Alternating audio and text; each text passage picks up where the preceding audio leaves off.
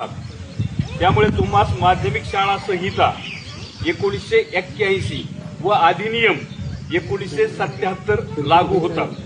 तथापि तुमच्या विरुद्ध कर्जत पोलीस स्टेशन येथे गुन्हा रजिस्टर नंबर व कलम 310/2026 BNS कलम 75 सह बालकांचे लैंगिक अपराधापासून संरक्षण अधिनियम 2012 चे कलम 8 आणि 12 प्रमाणे गुन्हा नोंद दिनांक 22/6/2026 रोजी पहाटे 23:22 नोंद झालेला आहे। पहाटेची घटना आहे तुम्हाला। सदर गुन्ह्यानुसार तुम्ही पोलीस कस्टडीत आहात, त्यामुळे संस्थेची व विद्यालयाची बदनामी होऊन अतोनात नुकसान झालेलं आहे।